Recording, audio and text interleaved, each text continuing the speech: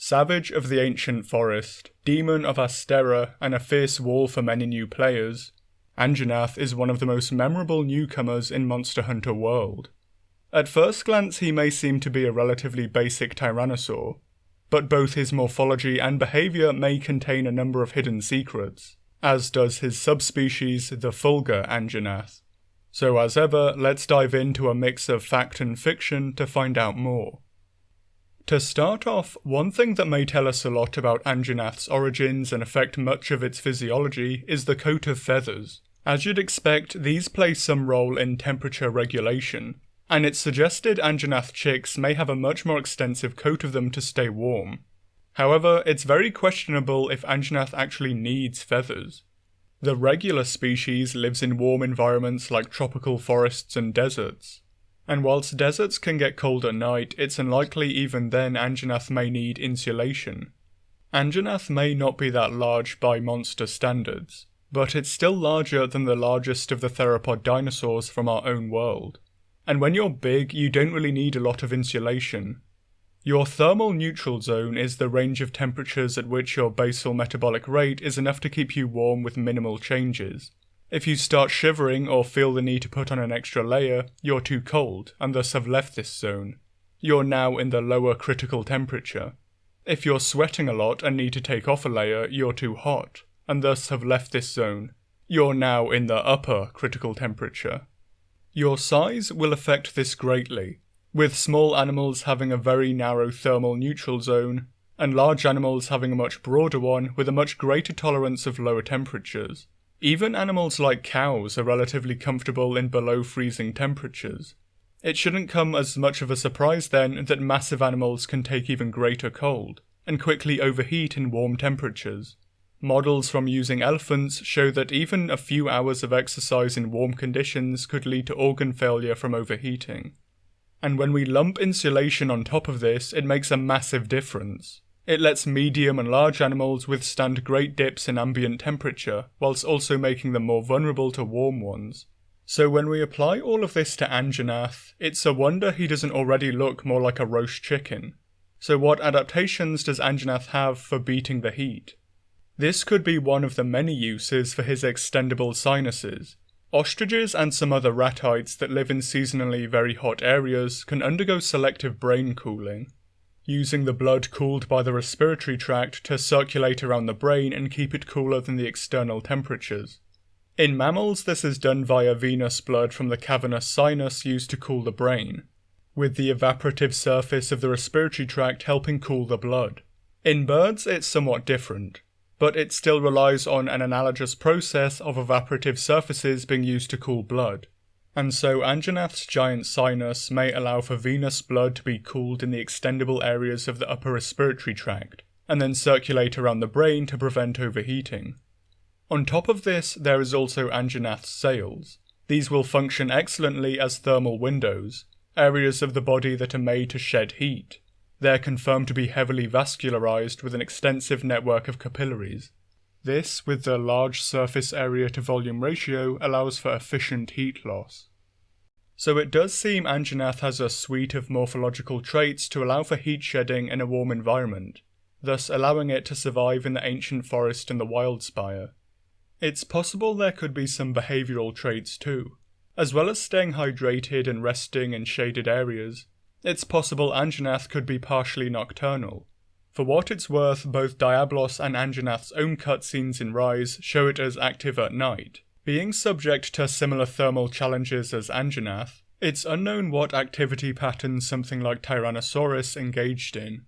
Its eyes have been suggested as possibly providing good night vision, or exceptional day vision. It's possible it was crepuscular, active at dawn and dusk for a mix of both light and cooler temperatures.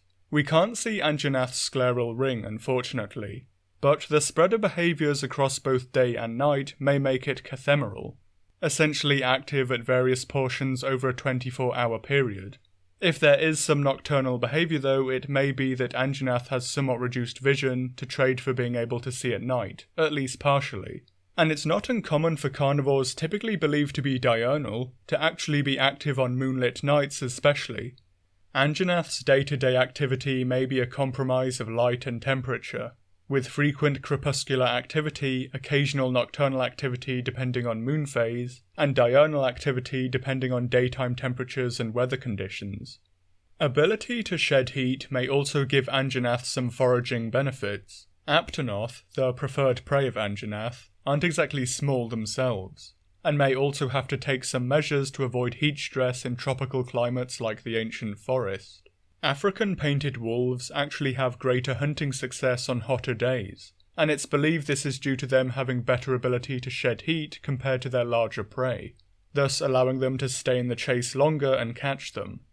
Whilst Anjanath outsizes its prey, its unique adaptations for shedding heat may help it to even the playing field between it and the Aptonoth. It may also allow Anjanath to continue foraging later, or start earlier, in the daytime than other large ground predators, thus giving some competitive advantage.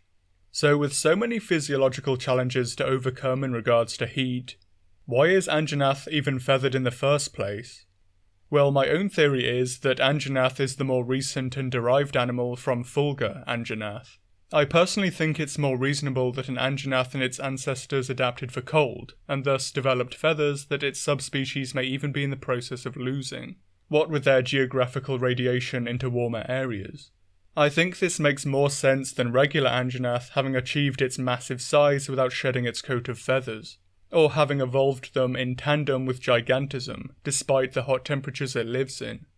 Fulgur Anjanath's coat is the same as the regulars, and not that extensive, more covering the tail and then forming a cape over the back and shoulders. This may be primarily to protect the relatively isolated tail especially. As for the rest of Anjanath, the minor cape should be sufficient to provide thermoregulation even in the snow. As said earlier, large animals can withstand below freezing without huge coats, and Anjanath is massive even by dinosaur standards. In the event of blizzards or extra cold temperatures, it can always just hunker down too. Changes in body posture can make huge differences in heat retention, and if without shelter, Fulgur Anjanath may literally sit out blizzards. On very cold but clear days, it can also use its fans to potentially warm itself as well. Its suggested poorly insulated legs may be an important factor in thermoregulation for polar animals, so even Fulgur Anjanath's naked legs may be by design.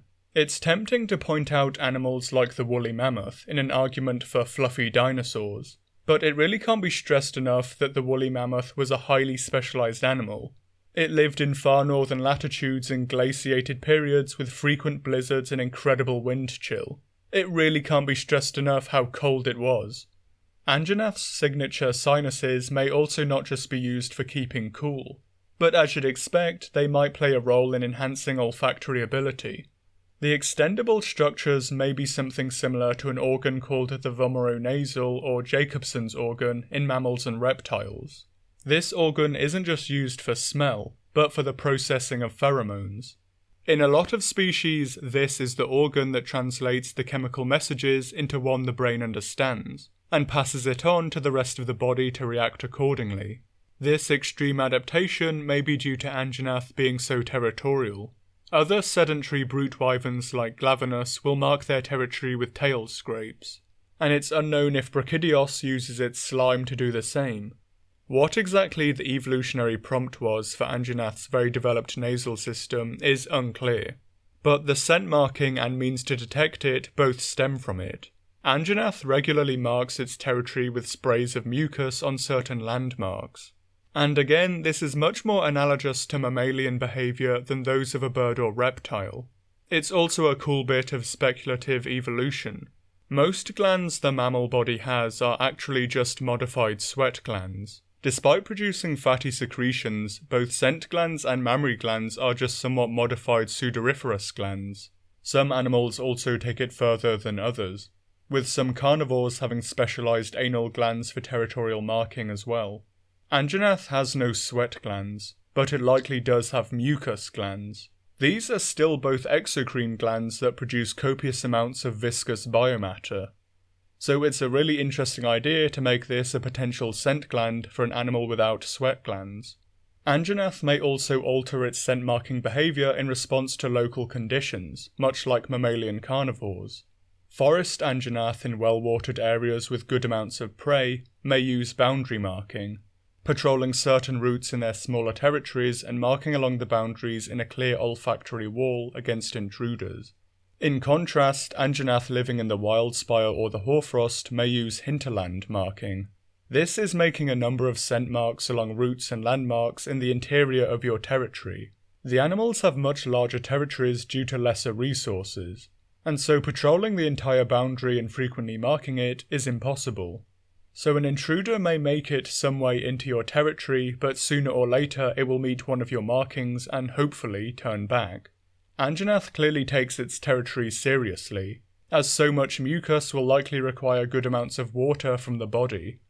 The secretion may also be energetically expensive to produce. Not only is it full of fats, salts and proteins, it's mentioned that this mucus, when combined with a bioluminescent fluid from Anjanath's throat sac and exposed to oxygen, is how Anjanath sprays fire. But with such a fine sense of smell and the organ to detect pheromones left, right and centre, Anjanath may not just be following the traces of other Anjanath. For some time it was believed animals only really paid attention to their own scent marks. But study shows numerous taxa often engage in what is known as olfactory eavesdropping, where they actually investigate and appropriately respond to marks left by other animals outside of their species. Depending on the relationship, they may try to avoid it to minimize risk of encounter, or approach it to try and find the same resources they share. This often takes place between predators and competitors especially, but predators will often respond to fresh scents left by prey species too. It's possible Anjanath has the best sense of smell among the brute wyverns, who quite possibly have some of the best senses of smell among the monster roster. So Anjanath may be a real contender for the title of best sense of smell of any monster. With his olfactory apparatus, Anjanath can likely detect Toby Kadachi's rubs, Rathalos's scrapes, Great Jagras's bile, Pukey's poison and the herds of Aptonoth, and how long since the sign was made. At any time, an Anjanath busy patrolling its territory likely walks around with a complete map of its home range and the likely positions of competitors and prey within it. This is likely because Anjanath is in a constant state of getting ready to throw down with just about anything else in the forest, and perhaps second to Odogaron has the broadest range of competitive interactions with other animals. Outside of forest environments, it doesn't hesitate to take on other brute wyverns, and seems quite capable of predating even adult Baroth. In more arid spots, it could be that smaller predators form a larger part of Anjanath's diet, but perhaps most prevalently it seems to be a major threat to Great Jagras. The resident Anjanath that lived around Astera before being slain by the Sapphire Star killed at least 2 Great Jagras and may well have slain more if their turf war is anything to go by. For a large animal like Great Jagras, this is a pretty rapid turnover rate for their population, and much like the case with dromes and greats, is due to Great Jagras punching above its weight in terms of its diet choices. By eating the same prey as Anjanath instead of shepherd hares and birds like the female Jagras, it becomes a competitor for the same resources, and so seems to face heavy mortality for it. Considering Anjanath does seem intent on eating Great Jagras after killing them, this is a case of both superpredation and intraguild predation. Superpredation is killing another predator and consuming them afterwards. Intraguild predation is killing someone using the same resources as you, and not necessarily for food either. If an Anjanath killed a Pukey to take over its nest, that's still an example of intraguild predation. If Anjanath fatally mauled and ate Toby Kadachi, this is just superpredation, as Toby is another predator but not a strong competitor, likely being a smaller prey specialist unlike Anjanath. Really, the relationship between Toby and Anjanath is likely testament to Anjanath's great belligerence and willingness to try and predate just about anything once. This means Toby's own scent marking comes at an important cost, and whilst Toby remains one of the most poorly known monsters in the ancient forest, it seems the importance of signal communication with its own kind outweighs the risk of Anjanath attack. Toby may combat this risk by possessing sufficient anti-predator mechanisms to limit its own mortality, as well as habitat and time usage. There's no doubt risk of Anjanath attack may be an important factor shaping Toby's ecology to allow for its own communication. Anjanath doesn't have it all its own way though, and remains subordinate to Rathalos. Whilst Anjanath itself can use aggression, size and weaponry to minimise predation, whenever Anjanath gets mauled and displaced by Rathalos, this is an example of interspecific competition. Whilst overall it's fairly safe to say there is no love lost between the two species, Rathalos on the whole may provide a net benefit for Anjanath. As said in Puki's video, Rathalos may have had noticeable impacts on the ancient forest with his arrival, turning it into a more open mosaic of habitats over purely just dense rainforest. And this is likely the habitat Anjanath thrives in, one identical to Rathalos's preferred habitat too. The more open areas allow for better grazing to allow for greater numbers of Aptonoth, their primary prey. And as a large monster with little arboreal ability, a more open forest will be easier for Anjanath to traverse. But it still retains cooler, shaded microhabitats which will allow Anjanath to stay cool in the heat of the day. Reasonable amounts of good cover may well be a key component for Anjanath's habitat requirements. We don't know what Rathalos's prey handling is like, but it seems outside of the nesting period it may just feed on animals straight after killing them and then abandon the kill, similar to some birds of prey. Rathalos may not only create habitat conditions that favour their shared prey with Anjanath, but also leave large amounts of food lying around that would be a benefit too. It's not unheard of for a colonising predator's presence to benefit its hostile competitors. When wolves were reintroduced into Yellowstone, their kills provided a regular source of nutrition for bears, often subsidising them in years when other food was in poor quantity. Rathalos's habit of not returning to its kills may have had a similar effect, and partially subsidised Anjanath. The impact predators can have on ecosystems aren't always direct, and often it's more like a case of dominoes with one thing affecting another. Rathalos's arrival in the ancient forest, likely improving it for Anjanath, probably made it worse for the smaller monsters he dominates in turn, and may well have caused cascades it could take the guild decades to fully understand. In the Wildspire, it could be possible Anjanath get their own back on Rathalos with occasional predation on their chicks. The nests Rathian make in caves often result in the build-up of old kills brought back for the chicks, and the odour this would produce would no doubt lure Anjanath in. Whilst a Rathian may well be able to repel an Anjanath from the nest, she also can't guard it forever, she'll have to go out and hunt at some point.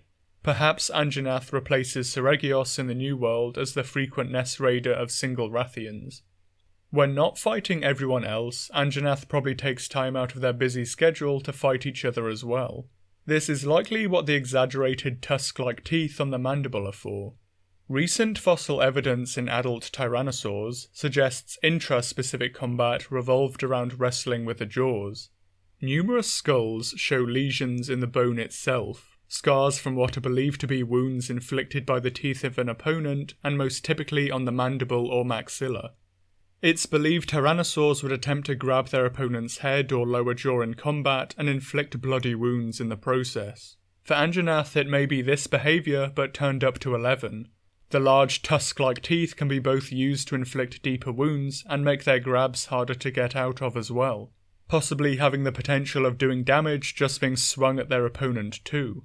Their presence on the lower jaw is likely to reduce damage to the potentially fragile sinuses, as whilst intraspecific combat can sometimes result in killing your opponent, escalating it to this level also brings a much greater risk to yourself too.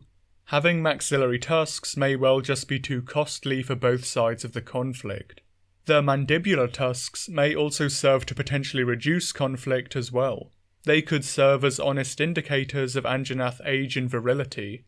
There's no point fighting someone you're going to lose against, and it's less costly for them to just threaten you into submission with their weaponry too. It's unknown if changes occur in the breeding season, if they become sheathed in keratin or other ornaments that could serve as handicaps for the fittest individuals. But either way they remain one of Anjanath's signature weapons, and allow it to live up to its title of the Fierce Jaw Wyvern. The other main form of attack is of course Anjanath's energy weapon, fire in normal individuals and electricity in Fulgur ones.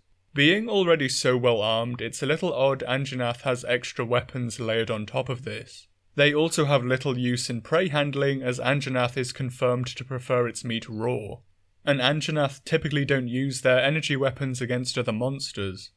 Neither type can also use their energy weapon straight away. It has to be charged up, for want of a better word. So maybe their energy weapons are also extensions of intraspecific combat too. For two Fulgur Anjanath in a struggle locking onto each other's jaws, a powerful electric current would stun their opponent and no doubt bring the fight to an end with a clear winner. This may prevent a physical struggle escalating into a fatality at least some of the time. The reason Anjanath can't instantly just fly at each other with fire and thunder may be something of an evolutionary proxy to prevent mortality too. Like having tusks on the maxilla, both opponents starting with energy weapons fully charged could just be too costly for both sides. Like a lot of intraspecific combat, Anjanath fights may be somewhat ritualized, with numerous steps in any struggle, and several before a conflict even gets physical. With loud roars and extending sails, there may be a lot of display to settle a fight before one breaks out properly. Then if it does, it's usually settled with the jaws before energy weapons are used. Stunning or burning your opponent may be the final step, that if not the decider, results in a fight to the death. It may also be possible in certain circumstances Anjanath may use it for hunting. The World Book describes Anjanath as using fire to flush out or corner prey. For large resilient prey, it may be possible that Anjanath can also become sufficiently charged to use their energy weapons to finish the hunt. Fulgur especially may use it to contract and paralyze muscles when dealing with tough prey, ones layered in thick fat, fur and hide, effectively crippling its opponent for an easy kill. Banbaro may warrant such tactics, and possibly Gammoth calves if the two were ever sympatric in past eras of the world of Monster Hunter. So to sum up my thoughts on the monster, he's my favourite brew wyvern. His snotty, snarling personality and his tyrannosaur design, he's just loaded with character, and whilst I've seen some complain about his design being too basic, I really disagree. Between the enlarged mandibular teeth, the frills and the sinuses, I feel he's perfected the Monster Hunter balance of believable madness. And of course, his role in world. It varies, but a lot of people found him a wall, and I feel he's almost the Disc 1 main boss, to steal a term from TV tropes. The way he harries the Sapphire Star and the Fifth Fleet around Astera, him beating the snot out of the rest of the ancient forest before him, and the difficulty of taking him down the first time, it's all just a fantastic build-up, with the payoff of both the satisfaction of slaying him and the realisation there's far more powerful monsters to come with Rathalos denouncing him in their turf war. As a caveat on Anjanath and the Wraths, mainly as it comes up a lot, I think Rathalos does beat Anjanath through aerial superiority. Outside of edgelord Mary Sue monsters, we see that in all of Rathalos' turf wars he dominates from the sky, and only gets his comeuppance when he lands. And so it fits that he uses an aerial strike to dominate Anjanath. I do think a grounded Rathalos would face a dangerous opponent in Anjanath, but I also don't think Rathalos would stay grounded for the fight. So with this, I feel it was a real missed opportunity that Rathian and Anjanath never had a turf war ending in a draw. And no, Rise's copy and pasted garbage doesn't count, of course. As I suggested in their video, it may be possible Rathian has greater mass, and possibly even more physical strength than her mate, but it's Rathian's unwillingness to fly that limits her in combat and how dangerous she is. To answer whether or not I think Anjanath should be an apex or not, I think it's just a meaningless video game term, but also a very woolly one in Ecology too, that more belongs on high school food chain posters. I really prefer the term top order carnivore or predator, defined here. Your competitive ability and role as a predator aren't directly tied. Anjanath may be dominated by Rathalos, but probably not by Rathian, which is still the same species. It's still a top order carnivore in the ancient forest, just as Rathalos is too. I also don't think Capcom help with this debate, as between Anjanath and its subspecies, Capcom really seem to have no idea how strong they want it to be, and Rise just did what Rise does and makes it even worse, with Diablos soundly trouncing Anjanath in its intro and then only drawing with it in a turf war. To begin the occasional feature of this channel in using the debrief to talk about the wider aspects of the franchise, Anjanath is a great example of both the quality of old maps and the original use of turf wars in base world. When you first start and battle your way through the cast of the Ancient Forest, Anjanath's role is established quickly as the playground bully, when he thrashes them around, and in turn it shows Rathalos's role as the truly dominant predator when he kicks Anjanath down. It's a great way of storytelling in the natural world to show the personalities and relationships between the monsters, much the same as how Diablos just flings around Rathian and Baroth, and then can only be beaten by a better version of itself. Now that Rise isn't dead but waiting for Sunbreak to revive it, and the other YouTubers are busy reviewing the hard aspects of roster size and quest numbers and other things to try and see why it got dormant so fast, I don't think these are the only factors that should be considered. The non-binary aspects of World, those that aren't answered with a yes or no, were some of the most important, and one of these is that the maps were actually interesting places to be. Turf Wars weren't just random, they taught you about the ecosystem. The maps were large and had so many places to explore, endemic life to catch, and you could watch the unaggroed monsters go about their interesting daily lives. These are aspects of the game you can't really quantify with black and white numbers. But once you'd done hunting the monsters, there was still a lot about the world to keep you playing and interested, a lot of the time without even unsheathing your weapon. And Rise didn't really have this. Once you'd hunted down the monsters, you were done, and that didn't really take long at all with how easily they went down. When you look at the soft features of the game, Rise really doesn't offer a lot to keep you around. Thanks as ever for watching. And once again a big thanks to Glide Borealis for allowing me to use his cinematic footage of Anjanath. If you haven't already, check out his channel for mini documentaries on Monster Hunter and his parody of Zifrank's True Facts series for Anjanath. Cheers to all the positive comments on the Future Predator video too. It's good to see so many people still fondly remember good old Primeval. One thing I didn't specify was what bat or family of bats the future predators were, and it's because really I think it could be one of many. Fang mentioned Desmodus stocki, a larger subspecies of vampire bat that also lived off seabird colonies. Joint Cerulean 33 suggested the New Zealand Mycetacina, often regarded as the most terrestrial bat with its frequent ground foraging. Between them or ghost bats or spectral bats, there's really a lot of options. A lot of you also pointed out the possibility of future predators being an island species, at least initially. And yeah, with everything working against bats, this is likely necessary. Even then, there's still a lot working against them, but it's the most likely scenario if it were to happen, I'd imagine. As is a mass extinction opening up the niches for them. Although I really do have to add how odd it is that it's always assumed bats are going to survive and rodents and carnivorans aren't. That a family of animals who handle extreme heat or extreme cold very poorly are just going to skip through huge climate overhauls, better than animals that live in polar regions or the hottest of deserts, is a little interesting.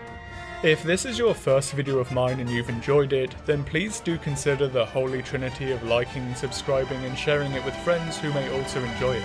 I always appreciate any help in spreading my videos further. As well as the